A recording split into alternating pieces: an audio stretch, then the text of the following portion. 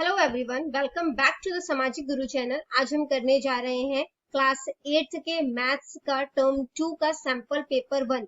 ये पीएससीबी ने रिलीज किया है। तो सबसे पहले जो है वो हम इसको जो है वो चेकआउट कर लेते हैं कि पेपर जो है वो उन्होंने किस तरीके का जो है वो बनाया है। ठीक है, सेक्शन ए जो है इसमें आपको जो है वो 4 क्वेश्चंस जो है वो दिए गए हैं। ठीक है, जिसमें कि आपको जो है वो सारे अटेम्प्ट करने हैं। सेक्शन बी में आपको जो है वो कुछ क्वेश्चंस में जो है वो इंटरनल चॉइसेस जो है वो दी गई हैं। ठीक है, और सेक्शन जो सी है इसमें भी आपको जो है वो इंटरनल चॉइसेस हर क्वेश्चंस में मिली है। ठीक है, तो सबसे पहले जो है वो पार्ट ए सॉल्व कर लेते हैं। सबसे पहला क्वेश्चन आपसे पूछा गया है कि solve the equation 5x plus 9 is equal to 5 plus 3x। ठीक है, तो यहाँ पर जो इक्वेशन को सॉल्व करके हमने x की वैल्यू जो है वो फाइंड आउट करनी है। तो हमने क्या किया, सबसे पहले इक्वेशन लिख लोगे, उसके बाद क्या किया, जो भी x वाला यूनिट है उसको एक साइड कर दिया हमने। तो यहाँ पे प्लस 3x है, जब वो दूसरी साइड जाएगा तो माइनस हो जाएगा। ठीक है, तो 5x माइनस 3x हो गया। यहाँ पे प्लस का 5 है और यहाँ पे प्लस का 9 है, जब ये प्लस 9 जो है वो दूसरी साइड जाएगा तो माइनस का 9 हो जाएगा। तो 5 में से 9 में से 5 माइनस किया तो 4 आ गया। बड़े के आगे माइनस का साइन है इसलिए ये भी माइनस का साइन आ गया। अब यहाँ पे जो है जब 5x में से 3x माइनस किया तो 2x आ गया। 2 यहाँ पे मल्टीप्लाई हो रहा है x के साथ, तो दूसरी साइड जाएगा तो डिवाइड हो जाएगा। जब आप इसकी कटिंग करोगे तो 2 2 जा 4 हो जाएगा। ठीक है, तो -2 जो है वो आपका आंसर आ जाएगा। ठीक है, नेक्स्ट क्वेश्चन आपसे पूछा गया है कि आपने प्रोबेबिलिटी जो है वो निकालनी है। ठीक है, एक सिंगल कॉइन को जब टॉस किया जाता है तो हेड उसके आने के कितने चांसेस है।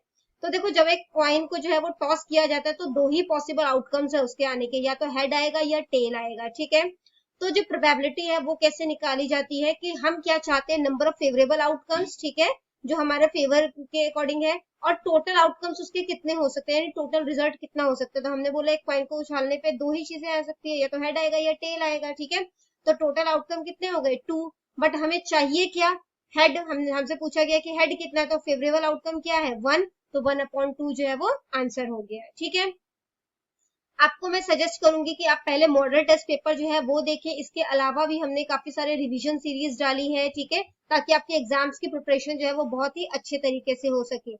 इन्होंने पीएससीबी ने जो है वो 5 सैंपल पेपर रिलीज किया और हम पेपर से पहले पहले इन 5 सैंपल पेपर को जो है वो कवर अप करने वाले हैं। ठीक है, तो आप हमारे साथ जुड़े रहिएगा और चैनल को अभी सब्सक्राइब कीजिए। नेक्स्ट क्वेश्चन आपसे पूछा गया है कि find the perimeter of a rectangle with sides. तो यहाँ पे आपने जो है वो रेक्टेंगल का पेरीमीटर निकालना है। आपको जो है वो साइड जो है उसकी 14 सेंटीमीटर एंड 7 सेंटीमीटर। तो रेक्टेंगल का पेरीमीटर का फॉर्मूला क्या होता है बच्चे, पेरीमीटर होता क्या है, जो उसका आउटर बॉर्डर होता है ना, उसको जो है वो अगर हम प्लस कर दे तो हमारा पेरीमीटर निकल जाता है। बच्चे बहुत बार एग्जाम में कंफ्यूज हो जाता है कि हमें फॉर्मूला नहीं याद आ रहा। ठीक है, और फिर हम इसको कैसे करें। वैसे तो आपको फॉर्मूला के मार्क्स होते हैं, आपको फॉर्मूले के अकॉर्डिंग ही करना है, बट जब आपको कुछ आ ही नहीं रहा तो आप उसके साइड्स जो है उनको प्लस करके भी जो है वो आंसर लिख सकते हो। ठीक है, थोड़े बहुत तो मार्क्स जो है वो मिल ही जाएंगे। जैसे अब इसने बोला ये 14 है, ये भी 14 है, ये 7 है, इन सबको जब आप प्लस कर दोगे ना तो भी आपका आंसर जो है वो 42 आएगा। वैसे आपने जो है वो फॉर्मूले के साथ ही करना है ये। ठीक है, ये आपको उस केस में बताया गया है जब आपको पता ही नहीं है कि करना क्या है या फॉर्मूला क्या है। ठीक है, तो यहाँ पे पेरीमीटर ऑफ अ रेक्टेंगल जो है वो क्या है 2l प्लस बी है। तो 2 लेंथ हमारा कितना है 14 और ब्रेड्थ कितनी है 7। ठीक है, तो 14 प्लस 7 कितना हो गया 21। 21 को 2 से मल्टीप्लाई किया तो 42 हो गया। ठीक है, अब यहाँ पर देख लेते हैं, ये जो है वो कितना हो गया 14 प्लस 14 28।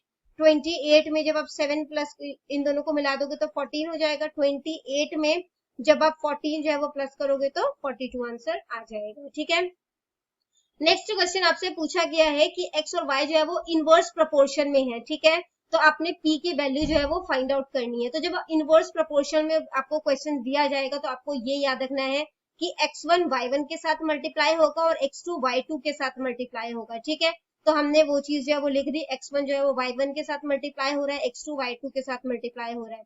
तो x1 मेरा 4 है, 4 को मैंने 6 से मल्टीप्लाई किया तो 24 आ गया। 3 को मैंने p से मल्टीप्लाई किया तो 3p आ गया। ठीक है, अब p के साथ 3 यहाँ पे मल्टीप्लाई हो रहा है, जब इस 3 को दूसरी साइड लेके जाओगे तो डिवाइड हो जाएगा। ठीक है, 3 8 जा 24, तो p की वैल्यू हमारी कितनी आ गई 8। ठीक है, तो हम कह सकते हैं कि हमारी p की वैल्यू जो है वो 8 है। पार्ट बी स्टार्ट कर लेते हैं। इसमें आपसे जो है वो पूछा गया है कि m-1/2 is equal to 1 - m-2/3। इसको सॉल्व करना है आपने। ठीक है, तो सबसे पहले हमने क्या किया, अब देखो m के नीचे कुछ नहीं है, यानी इसके नीचे 1 हुआ, इधर भी 1 के नीचे कुछ नहीं है, इसके मतलब किसके नीचे 1 हुआ, तो अब 1 और 2 का एलसीएम लोगे तो 2 आ जाएगा। अब इस 1 में क्या मल्टीप्लाई किया हमने, जो ये 2 बन गया, 2 किया तो उसी 2 को ऊपर भी मल्टीप्लाई कर दोगे तो ये बन गया आपका 2m माइनस m माइनस 1, क्योंकि इसके नीचे 2 था तो ये नंबर एज इट इज उतर जाएगा। ठीक है, इसी तरीके से जब हमने इन दोनों का एलसीएम लिया तो 3 आया। अब 1 में क्या मल्टीप्लाई किया, जो 3 आया, 3 किया तो ऊपर भी हम 3 से कर देंगे, तो 3 1 3, यहाँ पे वो आ गया, माइनस इसके नीचे ऑलरेडी 3 है तो m माइनस 2 हमने एज इट इज उतार दिया। ठीक है, अब हम क्या कर रहे हैं, इस ब्रैकेट को ओपन कर रहे हैं तो 2m आ गया, यहाँ पे जो है कोई साइन नहीं है, यानी कि प्लस है तो प्लस माइनस क्या हो जाएगा, माइनस, माइनस का m आ गया, और ये माइनस माइनस क्या हो गया, प्लस, तो ये प्लस का 1 बन गया अपॉन में 2। इसी तरीके से यहाँ पर जो है वो प्लस माइनस माइनस m हो गया, और माइनस माइनस प्लस, प्लस का 2 आ गया। ठीक है, इसके बाद हमने क्या किया, 2m में से m माइनस किया तो ये m बन गया, m प्लस 1 अपॉन 2, और यहाँ पे जो है वो नंबर्स, क्योंकि m वाला तो कोई और है नहीं, तो 3 और 2 को जो हमने प्लस कर दिया तो 5 बन गया, 5 माइनस m अपॉन 3 जो है सेकेंड आपका जो है वो नंबर आ गया। ठीक है, अब इसको हमने जो है वो क्रॉस मल्टीप्लाई किया, तो क्रॉस मल्टीप्लाई किया तो क्या हो गया, जब आपने 3 को m के साथ किया तो ये 3m बन गया, 3 को 1 के साथ किया तो 3 बन गया। ठीक है, इसी तरीके से इस 2 को 5 के साथ जब आपने मल्टीप्लाई किया तो ये 10 बन गया, और इस 2 को माइनस m के साथ मल्टीप्लाई किया तो ये माइनस 2m बन गया। m वाली वैल्यू एक तरफ ले जाओ और नंबर्स जो है वो सारे एक तरफ ले जाओ, तो 3m प्लस 2m हो गया यहाँ पे, यानी कि 5m, और यहाँ पे ये प्लस का 3 जब दूसरी साइड जाएगा तो माइनस का 3 बन जाएगा, 10 में से 3 गया 7, तो m जो है वो हमारा क्या आ गया, 7/5। ठीक है, तो ये आपका आंसर हो गया। या तो आप वो क्वेश्चन अटेम्प्ट करो, या दूसरा क्वेश्चन आपसे पूछा गया है कि the sum of 3 consecutive multiples of 8 is 888। ठीक है, कॉन्जिक्यूटिव का मतलब होता है बच्चों लगातार, तो यहाँ पे 8 का लगातार मल्टीपल। ठीक है, तो यानी 8 1 जा 8, 8 2 जा 16, 8 3 जा 24, इस तरीके का जो मल्टीपल होगा, कहते हैं उन तीनों को जब ऐड करोगे तो आपका आंसर जो है वो 888 आएगा, तो आपने उसके मल्टीपल जो है वो फाइंड आउट करने हैं। तो सबसे पहला नंबर हम x ले लेते हैं, अब दूसरा क्योंकि 8 का मल्टीपल है तो उसमें 8 हमने ऐड करना है। ठीक है, x प्लस 8 हो जाएगा। इसके बाद फिर ये हमारा सेकंड नंबर हो गया। ठीक है, उसमें हमने 8 जो है वो और ऐड किया तो इसको करके x प्लस 16 हो गया हमारा थर्ड मल्टीपल। अब क्वेश्चन के अकॉर्डिंग इन तीनों को जब हम प्लस करते हैं तो हमारा आंसर जो है वो 888 आ जाता है। ठीक है, तो पहला नंबर हमारा ये है, दूसरा नंबर जो है वो हमारा ये है, और तीसरा नंबर जो है वो ये है। ठीक है, अब जितने भी x है उन सबको प्लस कर दिया तो ये 3x बन गया, और जो नंबर्स है उनको प्लस कर दिया तो वो 24 बन गया, इज इक्वल टू 888। ठीक है, इस 24 को हम जब दूसरी साइड लेके जाएंगे तो ये माइनस हो जाएगा, माइनस होने पर ये आ जाएगा आपका 864। 3x जो है वो एज इट इज आपने नीचे उतार दिया। अब यहाँ पे 3 के साथ x जो है वो मल्टीप्लाई हो रहा है तो दूसरी साइड जाके क्या हो जाएगा, डिवाइड हो जाएगा। ठीक है, तो जब आप इसको डिवाइड करोगे तो आंसर आपका 288 आ जाएगा। तो पहला नंबर तो हमें मिल गया कि वो 288 है। ठीक है, दूसरा नंबर इसमें आप 8 प्लस कर दोगे तो आपको पता चल जाएगा, फिर इसी नंबर में आप दोबारा 8 प्लस कर दो या x में 16 प्लस कर दो तो आपको 304 जो है वो पता चल जाएगा।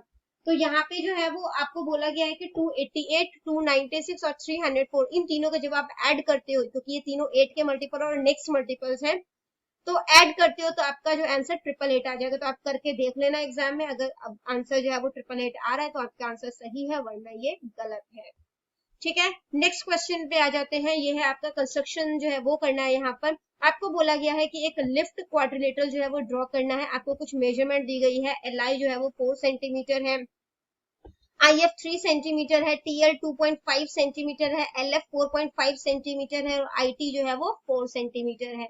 तो सबसे पहले हम एक रफ डायग्राम जो है वो ड्रॉ कर लेते हैं। ठीक है, हमें LF जो है वो एक जो है वो बताया हुआ है मेजरमेंट, उसकी 4.5 जो है वो गिवन है। ठीक है, इसी तरीके से LI 4 सेंटीमीटर की गिवन है, IF 3 सेंटीमीटर की गिवन है, और जो I और यहाँ पर जो T है, ठीक है, IT जो है वो 4 सेंटीमीटर और LT जो है वो 2.5 सेंटीमीटर है। ठीक है, तो सबसे पहले हम जो है वो क्या कर रहे हैं, स्टेप्स ऑफ कंस्ट्रक्शन बच्चों जैसे जैसे आप ड्रॉ करते हो उसी के साथ साथ जो है वो लाइन जो है वो लिख लिया करो। ठीक है, तो आपको सबसे पहले जो है वो LF लाइन जो है वो ड्रॉ करनी है। ये आपकी 4.5 सेंटीमीटर के स्केल से जो है आप उसको ड्रॉ करोगे। ठीक है, अब L पॉइंट से अपने कंपास में 4 सेंटीमीटर का मेजरमेंट भरो, L साइड से जो है वो एक कट करोगे। ठीक है, इसी तरीके से कंपास में जो है वो 3 सेंटीमीटर की मेजरमेंट भरो, F पॉइंट पर जो है वो निडल रखो और कट कर दो। तो जहां पे भी ये दोनों इंटरसेक्ट करेंगे एक दूसरे को, वो पॉइंट जो है वो I है। ठीक है, और I और L आई और एफ इन दोनों को जो है वो मिला दोगे। नेक्स्ट आपसे बोला गया है कि जो LT है वो 2.5 सेंटीमीटर है, तो अगेन मतलब कि L पॉइंट पर जो है आप अपने कंपास के नीडल रखोगे और कंपास जो है वो आपने 2.5 सेंटीमीटर तक जो है उसमें खोला हुआ है, ठीक है, यानी कि उसकी मेजरमेंट जो है 2.5 सेंटीमीटर तक की है। L पॉइंट पर रख के आप जो है वो पहला कट जो है वो यहाँ पे मार दोगे, ठीक है। इसके बाद क्या करना है, अब आपको ना FT जो है वो नहीं गिवन है, यहाँ पर आपको IT गिवन है, तो I पॉइंट पर जो है वो रखकर कंपास में 4 सेंटीमीटर के मेजरमेंट भर के इस पॉइंट पे रखकर आप एक कट जो है वो डाल दोगे, ठीक है, यानी कि आर्क डाल दोगे। तो जो भी पॉइंट आपको मिल रहा है वो आपका पॉइंट T है, ठीक है। इसके बाद इस T और F को जो है वो मिला देना है और ये जो डायगोनल है आप इसको भी मिला दोगे, तो आपका लेफ्ट क्वाड्रिलेटरल जो है वो बनकर तैयार हो जाएगा, ठीक है। Move to the next question. Question 7 जो है वो बोला गया है आपको कि एक पॉलीहेड्रॉन है, ठीक है, जिसके कि 12 वर्टिसेस है और 20 एजेस है। इसमें आपने जो है वो नंबर ऑफ फेसेस जो है वो फाइंड आउट करना है, ठीक है। तो आपको याद रखना है कि इसमें जो होता है ये 5 का फॉर्मूला है, ठीक है। आप ये पॉलीहेड्रॉन का इस तरीके से याद रखोगे। अब क्या है, आई को हम प्लस की तरह बना देते हैं, ठीक है, V और ये माइनस जो है वो E है, ठीक है, इज इक्वल टू 2। यहाँ पे F क्या है, फेसेस, V क्या है, वर्टिसेस, E क्या है, एजेस, ठीक है। बस अब वैल्यू पुट कर दो और आपका आंसर जो है वो आ जाएगा। तो F मुझे गिवन नहीं है तो मैं F मान रही हूँ इसे, ठीक है। वर्टिसेस मुझे 12 गिवन है तो मैंने 12 ले लिया और एजेस मुझे 20 गिवन है तो 20 ले लिया। अब इन दोनों को जो है मैंने सॉल्व किया तो मेरा आंसर माइनस में 8 आया। क्यों आया, क्योंकि बड़े के आगे जो है वो माइनस का साइन है, ठीक है, इज इक्वल टू 2। अब यहाँ पे ये -8 है, दूसरी साइड जाके क्या हो जाएगा, प्लस हो जाएगा, तो 8 में 2 प्लस किया तो 10 आ गया, ठीक है। यानी ये जो हमें जो पॉलीहेड्रॉन दिया गया है इसके टोटल फेसेस कितने हैं, 10 है, ठीक है। नेक्स्ट क्वेश्चन पूछा गया है आपसे कि एक ट्रेन जो है वो एक यूनिफॉर्म स्पीड मतलब एक ही स्पीड पर ट्रेवल कर रही है, ठीक है। जैसे अगर 1 आवर में जो है अगर वो 75 किलोमीटर जा रहा है तो अगले 1 आवर में भी वो 75 किलोमीटर ही ट्रेवल करेगा, ठीक है। तो अब आपने बताना है कि वो 250 किलोमीटर जो है वो कितने टाइम में जो है वो ट्रेवल करेगा। तो अब क्योंकि ये यूनिफॉर्म डिस्टेंस बोला है तो इसका मतलब क्या हुआ, ये टाइम के डायरेक्टली प्रोपोर्शनल है, ठीक है। तो इस केस में हमने क्या किया, यहाँ पे क्या बोला, 75 किलोमीटर पर आवर, 1 आवर में कितने सेकंड होते हैं, 1 आवर में कितने मिनट होते हैं, 60 मिनट। तो हमने 75/60 लिख दिया, ठीक है। क्रॉस मल्टीप्लाई करोगे, यहाँ पे लिखोगे 250 और हमें टाइम नहीं पता तो हमने वहां पर y लिख दिया। अब 75 को जब आपने y से किया तो ये 75y बन गया और 250 को जब आपने 60 से मल्टीप्लाई किया तो ये आपका जो है वो 15,000 जो है वो बन जाएगा, ठीक है। अब 75 यहाँ पे क्योंकि मल्टीप्लाई हो रहा है दूसरी साइड जाके डिवाइड हो जाएगा, डिवाइड करोगे इसे तो आपका आंसर जो है वो 200 आ जाएगा। 200 मिनट्स हो गया, ठीक है।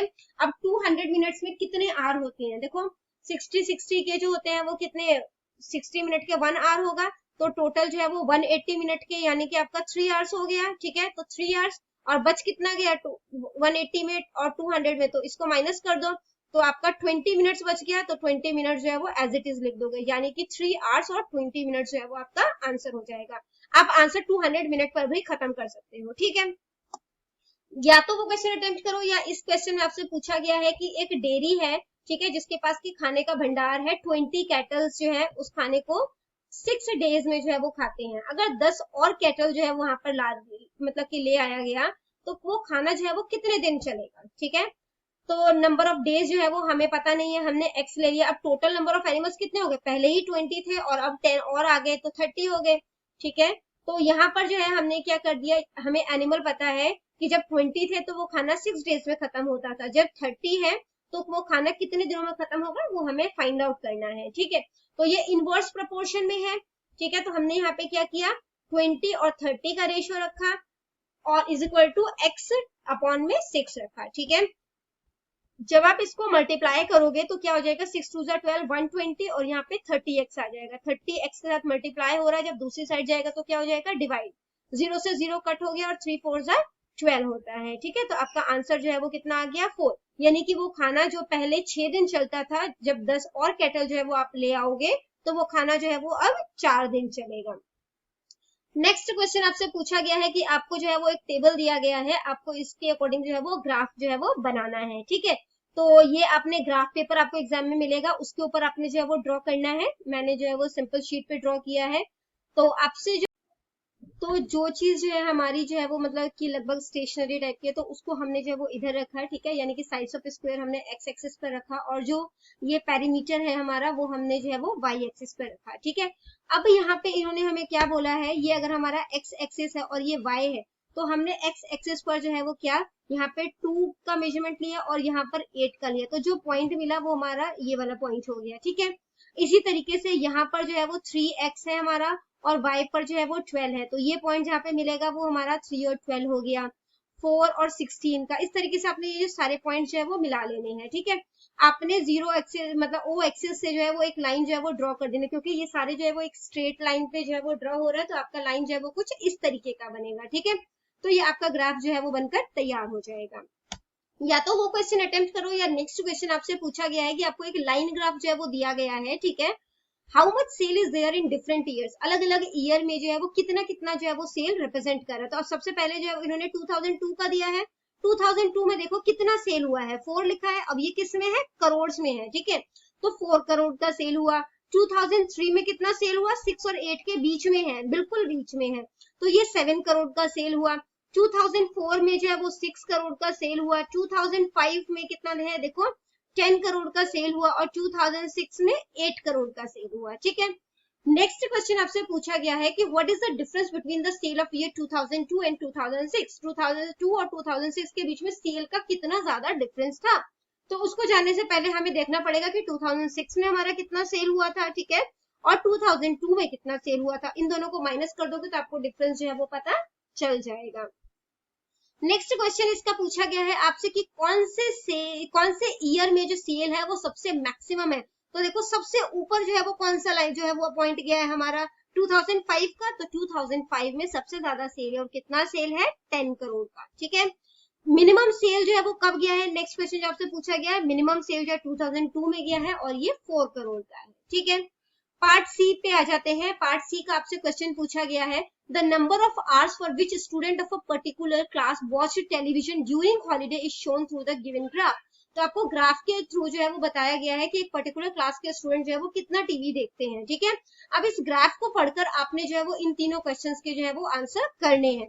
For how many hours did the maximum number of students watch TV, तो मैक्सिमम नंबर ऑफ स्टूडेंट्स जो है वो कितने घंटे जो है वो टीवी देखते हैं। तो देखो कितने बजे से मतलब कितने बजे तक टीवी देखते हैं, तो 4 to 5 आवर्स के बीच में जो है वो 32 मतलब कि स्टूडेंट जो है वो टीवी जो है वो देख रहे हैं, ठीक है। तो 4 to 5 आवर्स आंसर आ जाएगा हमारा। नेक्स्ट क्वेश्चन इसी पार्ट का जो सेकंड क्वेश्चन है वो हमसे पूछा गया है कि how many student watch TV for less than 4 hours, 4 hours से कम कितने स्टूडेंट जो है वो टीवी देखते हैं, ठीक है। तो the number student who watch TV less than 4 hours, तो 4 आवर्स से कम जो टीवी देखते हैं वो कितने हो गए।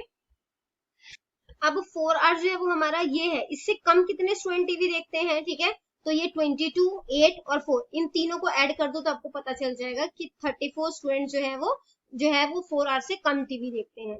नेक्स्ट क्वेश्चन आपसे पूछा गया how many students spend more than 5 hours in watching TV, 5 hours से ज्यादा टीवी देखते हैं, तो 8 + 6, ठीक है। 5 आवर्स से ज्यादा जो है वो ये वाले स्टूडेंट्स देखते हैं और ये वाले देखते हैं, तो 8 + 6 जो है वो 14 हो गया, तो हमारा आंसर जो है वो 14 आ गया। या वो क्वेश्चन अटेम्प्ट करो, या नेक्स्ट आपको पाई चार्ट बनाने के लिए बोला गया है, आपको एक टेबल दिया गया है, इसके अकॉर्डिंग आपने पाई चार्ट जो है वो ड्रॉ करना है, ठीक है। तो एक्टिविटी जो है वो हमने लिख ली, इसका अब टेबल बनाओगे पहले, ठीक है। नंबर ऑफ आवर्स जो है ये भी हमें गिवन है वो लिख लिया, इन सबको कैलकुलेट कर लिया, तो ये 24 आवर्स यानी कि कंप्लीट दिन जो है वो बन रहा है, ठीक है। इसके बाद क्या किया हमने, यहाँ पर 8 है, ठीक है, कितने में से कितने आवर में से 8 घंटा वो सोता है, तो 24, ठीक है, 24 लिख दिया। मल्टीप्लाई 360 से मल्टीप्लाई क्यों किया, क्योंकि एक सर्कल जो होता है वो 360 डिग्री का होता है, ठीक है। तो 24 को 15 से जब 24 15 360 होता है, तो 24 1 24 और ये 15 आ गया, ठीक है। 15 को 8 से मल्टीप्लाई किया तो 120 डिग्री आ गया। इसी तरीके से 6 आवर्स जो है वो स्कूल में रहता है, तो 6 कितने घंटों में से 24, ठीक है, मल्टीप्लाई 360, तो कटिंग कर दी वापस, अगेन 15 आ गया, तो 16 को 56 को 15 से मल्टीप्लाई किया तो 90 डिग्री हो गया। इसी तरीके से आप 4 को 15 से मल्टीप्लाई करोगे 60 डिग्री और 2 को 15 से किया तो 30 डिग्री। अब आपने एक सर्कल जो है वो ड्रॉ करना है, ठीक है। सबसे पहले जो है वो आप एक लाइन जो है वो ड्रॉ कर लो, ठीक है। इसके ऊपर जो है वो आप अपना डी रखो, ठीक है। जो डी का जो सेंटर पॉइंट होता है ना, जिससे जहां पर जो है वो बीच में पॉइंट इस तरीके से बना होता है, वो पॉइंट जो है वो आपका इधर आएगा, ठीक है। वहां से 120 डिग्री जो है वो मेजर कर लो, तो ये आपका स्लीप का बन गया। फिर इस लाइन के ऊपर से रखकर जो है वो आप एक 90 डिग्री जो है वो एंगल ड्रॉ करो, वो आपका स्कूल का शो कर दिया उसने, ठीक है। फिर इस वाले लाइन पर रखकर जो है, ये जो लाइन आपको दिख रही है, ठीक है, इस लाइन पे रखकर जो है वो डी को आपने जो है वो 30 डिग्री का एंगल बनाना है, वो अदर्स हो जाएगा। फिर इस लाइन पर रखकर जो है प्लेइंग का बनाओगे तो ये 60 डिग्री का हो जाएगा। बाद में जो बच जाएगा उसको मेजर कर लो, क्या वो 60 डिग्री का बन रहा है, वो 60 डिग्री का बन रहा है, इसका मतलब आपने सही तरीके से जो है मेजरमेंट ली है, ठीक है। नेक्स्ट क्वेश्चन पे आते हैं कि a rectangular piece of paper, एक पेपर का पीस है वो रेक्टेंगुलर शेप में है, उसका मेजरमेंट जो दिया है वो 11 सेंटीमीटर और 4 सेंटीमीटर दिया है, ठीक है। इसको फोल्ड किया गया एक सिलेंडर शेप में और इसकी हाइट जो है वो 4 सेंटीमीटर बन जाती है और ओवरलैपिंग नहीं हो रही। ओवरलैपिंग का मतलब क्या होता है, पेज के ऊपर पेज नहीं आ रहा है, ठीक है। तो आपने इस सिलेंडर का वॉल्यूम जो है वो फाइंड आउट करना है। तो रेडियस जो है वो सिलेंडर का क्या है, आर है, ठीक है, और हाइट जो है वो सिलेंडर की वो हमें गिवन है, तो हम उसको जो है वो ले सकते हैं 4, ठीक है। हाइट जो है वो हमें 4 गिवन है। तो पेरीमीटर जो है वो बेस का, ठीक है, अब जो सिलेंडर का पेरीमीटर जो है वो क्या है, सर्कल शेप में है, तो वो 2 पाई आर हो जाएगा, ठीक है। तो वो हमें गिवन है 11 सेंटीमीटर, ठीक है। अब वो कैसे गिवन है, देखो जब आप एक पेज जो है आप उसको जो है वो सिलेंडर शेप में बनाओगे तो ये जो मेजर ये होगा यही सर्कल बन जाएगा, ठीक है। तो हम कह सकते हैं कि ये जो है वो उसका सर्कल का या सर्क्यूमफेरेंस है, ठीक है। तो यहाँ पे हमने 2 पाई आर लिख के इज इक्वल टू 11 कर दिया, आर यहीं पे छोड़ दिया, बाकी सब नंबर उधर लिख के आ गए, ठीक है। अब ये देखो यहाँ पे मल्टीप्लाई हो रहा है, तो उधर जाके क्या हो जाएगा, डिवाइड, बट हमने वहां पर मल्टीप्लाई की फॉर्म में ही लेकर जाना है, तो ये क्या होता है, रेसिप्रोकल हो जाता है। तो मैंने 22 नीचे लिखा है, 7 ऊपर लिखा है, ठीक है। इसी तरीके से 2/1 होगा, ये जब उधर जाएगा तो ये 1/2 बन जाएगा, ठीक है, और मल्टीप्लाई हो जाएगा। कटिंग करोगे इसकी तो रेडियस जो है वो आपका 7/4 सेंटीमीटर आ गया। अब आपको जो है वो बोला गया है कि वॉल्यूम जो है वो सिलेंडर का पता करो। वॉल्यूम क्या होता है कि इस सिलेंडर के अंदर जो है वो मतलब कि कितनी चीजें जो है वो रखी जा सकती है। तो वॉल्यूम का फॉर्मूला क्या होता है, पाई आर स्क्वायर एच, ठीक है। तो पाई हमें पता है, पाई की वैल्यू, रेडियस हमें पता है 7/4 सेंटीमीटर, उसका स्क्वायर कर दिया, और हाइट हमें पता है 4 सेंटीमीटर, ठीक है। जब आपने इसको सॉल्व किया तो यहाँ पे 4 से जो है वो 4 कट हो जाएगा, 7 से जो है वो 7 कट हो जाएगा, ठीक है। यहाँ पे 2 हो जाएगा और यहाँ पे क्या आ जाएगा 11। आप जब आप इसको जो है वो 11 7 77, 77 को जब आप 2 से डिवाइड करोगे तो 38.5 सेंटीमीटर क्यूब आ जाएगा। बच्चों यूनिट एग्जाम में लगाना बहुत जरूरी है, यूनिट अगर नहीं लगाओगे तो मार्क्स एग्जाम में कटेंगे, ठीक है। जो वॉल्यूम होता है वो सेंटीमीटर क्यूब में निकाला जाता है, ठीक है। नेक्स्ट क्वेश्चन आपसे पूछा गया है और ये इसका सैंपल पेपर का लास्ट क्वेश्चन है। The shape of a garden is rectangular in the middle. एक गार्डन है, उसका जो शेप है मिडल में वो रेक्टेंगल शेप में है, ठीक है, और साइड में वो सेमी सर्कुलर है, ठीक है। सेमी सर्कुलर मतलब आधा सर्कल है, ठीक है, जैसा कि डायग्राम में जो है वो दिखाया गया है। तो आपने इस गार्डन का जो है वो एरिया भी निकालना है और पेरीमीटर भी निकालना है, ठीक है। तो टोटल लेंथ जो है वो हमें कितनी गिवन है, 20 मीटर, और डायामीटर जो है वो सेमी सर्कल का वो कितना है, 7 मीटर। अब डायामीटर कैसे हमें पता है कि 7 मीटर है, देखो यहाँ से यहाँ तक जो है अगर ड्रॉ किया वो 7 मीटर ही है, तो डायामीटर उसका 7 मीटर हो गया, तो 7 मीटर का हाफ कर दोगे तो वो रेडियस पता चल जाएगा हमें, है ना। तो 7 को हमने 2 से डिवाइड कर दिया तो हमें पता चल गया कि 3.5 मीटर जो है वो इस सेमी सर्कल का रेडियस है। Length of a rectangular field, अब लेंथ जो है वो रेक्टेंगुलर फील्ड की कितनी है, ये कंप्लीट जो है वो हमारा 20 है, 20 में से 3 इस साइड का रेडियस और 3.5 जो है इस साइड का रेडियस, दोनों को प्लस कर दिया 7, तो इसी 20 में से 7 हमने माइनस कर दिया, क्योंकि अभी हम सिर्फ रेक्टेंगुलर फील्ड की लेंथ की बात कर रहे हैं। तो लेंथ हमें पता चल गया कि इसका कितना है, 13 मीटर, ठीक है। और ब्रेथ जो है वो ऑब्वियसली यहाँ पे जितना इसका डायमीटर है वही है, तो 7 मीटर है। तो एरिया जो है वो रेक्टेंगुलर फील्ड का क्या होता है, फॉर्मूला उसका लेंथ इंटू ब्रेथ। तो जब आपने 13 को 7 से मल्टीप्लाई किया तो 91 मीटर स्क्वायर आ गया। अब इन दोनों सेमी सर्कल का एरिया जो है वो निकाल रहे हैं हम, ठीक है। सर्कल का एरिया क्या होता है, पाई आर स्क्वायर, ठीक है। तो हमने जो है वो यहाँ पर पाई आर स्क्वायर जो है वो लिख दें, तो हमने यहाँ पे पाई आर स्क्वायर लिख दिया। अब क्योंकि ये सेमी सर्कल है तो सर्कल को आधा कर दोगे, है ना, तो हाफ इसके आगे लिख दिया, हाफ पाई आर स्क्वायर। अब सेमी सर्कल भी हमारे पास 2 है, इस करके हमने यहाँ पे 2 से मल्टीप्लाई कर दिया, ठीक है। तो हमारा फॉर्मूला क्या बन गया, 2 इंटू 1/2 पाई आर स्क्वायर। तो यहाँ पे हमने वही वैल्यू रखी, 2 से जो है वो 2 कट जाएगा, ठीक है। और उसके बाद जो है वो हमने बाकी चीजें जो है वो मल्टीप्लाई करके हमारा आंसर जो है वो 38.5 मीटर स्क्वायर आ गया। ठीक है, अब हमें जो है वो इस रेक्टेंगल का भी एरिया पता चल गया, इस सेमी सर्कल जो है उनका भी एरिया पता चल गया, दोनों को प्लस कर देंगे तो गार्डन का एरिया पता चल जाएगा। ठीक है, तो वो हमने कर दिया। पेरीमीटर ऑफ 2 सेमी सर्कल, अब पेरीमीटर निकाल रहे हैं तो 2 सेमी सर्कल मिलकर एक कंप्लीट सर्कल बना देगा। ठीक है, तो हमने जो है वो इस सर्कल का जो है वो पेरीमीटर ले लिया 2 पाई आर। ठीक है, यहाँ पे वैल्यू पुट करी, 2 हमें पता है कि 2 लिख दिया, पाई की वैल्यू 22/7 वो लिख दिया, मल्टीप्लाई जो रेडियस है हमारा वो 3.5 है। ठीक है, वो लिख दिया, इनको सॉल्व किया तो 22 मीटर आ गया। तो गार्डन का जो पेरीमीटर है वो कितना हुआ, यहाँ पर जो है वो आपका 22, ठीक है, 22 मीटर जो है वो सेमी सर्कल का हो गया, और 13 इस साइड से, ठीक है, और 13 इस साइड से, तो इन सबको प्लस कर दिया तो 48 मीटर जो है वो आपका आंसर आ गया। आई होप ये सारा जो सैंपल पेपर है आपको क्लियर हो गया होगा। इन केस कोई भी डाउट है आपको तो आप कमेंट सेक्शन में क्वेश्चन कीजिए, आपको रिप्लाई मिल जाएगा। Thank you very much.